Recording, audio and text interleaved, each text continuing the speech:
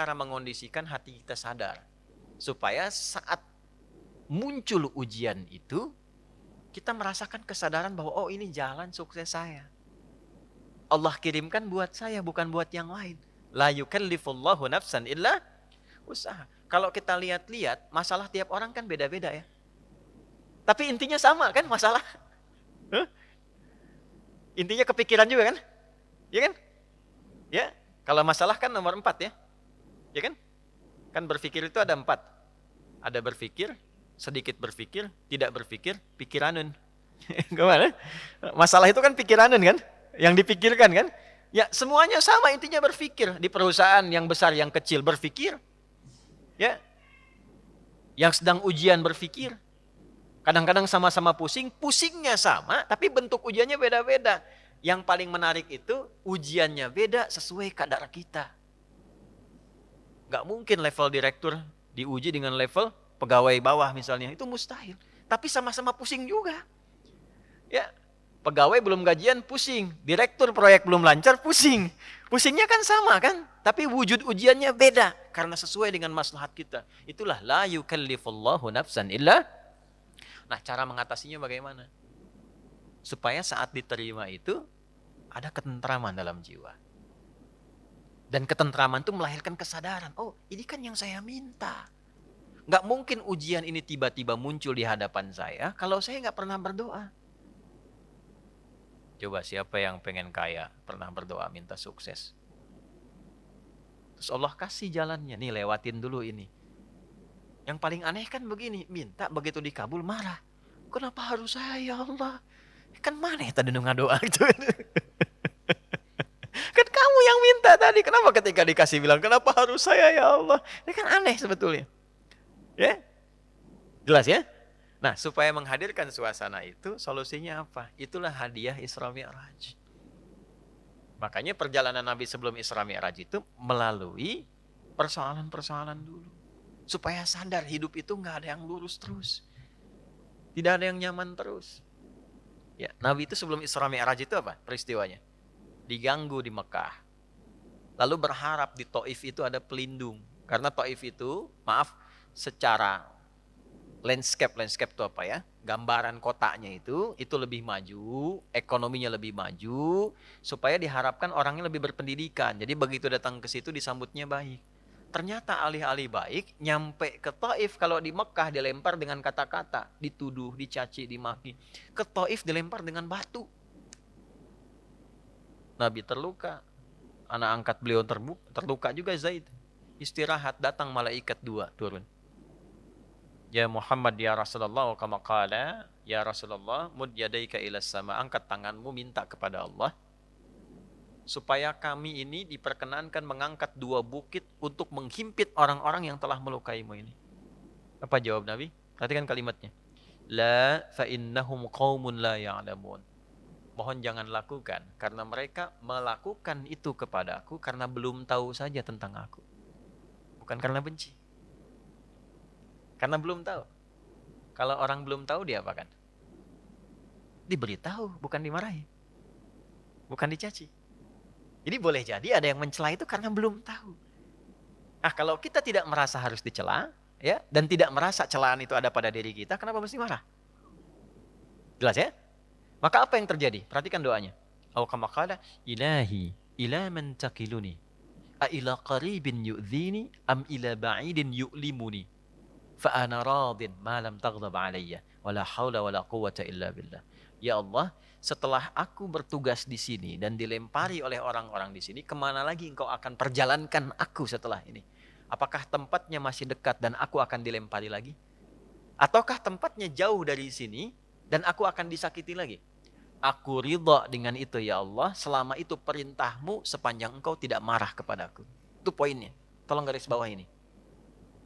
Sepanjang engkau tidak marah kepadaku. Apapun yang kau perintahkan, aku kerjakan. Apakah tempatnya masih dekat atau jauh dan aku akan disakiti lagi. Dari situlah turun undangan Isra dan Mi'raj. Ternyata bukan cuma di bumi, diperjalankan langsung sampai dengan ke langit. Subhanalladzi asra bi'abdihi lailam minal masjidil haram ilal masjidil aqsa alladzi barakna haulah linuriyahu min ayatina innahu huwas samiul basir. Turunlah peristiwa Isra Mi'raj. Undangan itu turun. Asalnya dari situ. Jadi ketika kita itu sadar bahwa semua apa yang kita alami ini ujian dari Allah untuk membantu kita meningkatkan kualitas hidup, mengabulkan doa kita, disitulah anugerah akan turun. Tapi kalau kita banyak mengeluh, capek. Ya, ini saya kasih gambaran gini. Ibu tahu cacing nggak? Cacing tahu ya? Mas tahu cacing ya? Pak, cacing itu kalau saya punya wajan tuh buat gorengan, panasin. Cacingnya dikesituin tuh. Ya. Kalau belum panas kan dia diam ya. Kalau udah dipanasin dia ngapain? Rungkel-rungkel tuh. Orang Banten rungkel-rungkel. Ya. Ngapain cacingnya? Hah? Gerak-gerak gitu kan? Gede. Kenapa? Kenapa? Panas. Bukan. Bukan karena kepanasan. Karena cacing tidak bisa mengeluh. Aduh panas, aduh. Enggak. Dia bergerak mencari solusi. Ya. Ya kan? Pernah nggak dengar cacing? Aduh, nggak pernah kan? Kenapa harus saya? Kenapa? Nggak pernah begitu. Kejamnya, oh, nggak pernah. Ya, yang dicari solusi. Nah, cacing dihisap tidak? Tidak. Kita dihisap tidak? Cacing tidak dihisap, tapi menjadi umpan untuk makanan kita.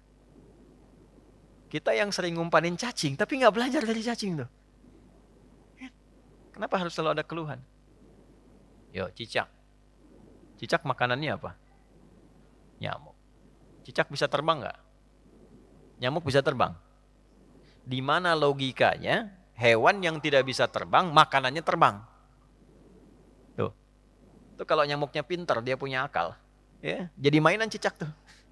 Cicak, gitu kan? Ya, tapi lihat kuasa Allah tuh.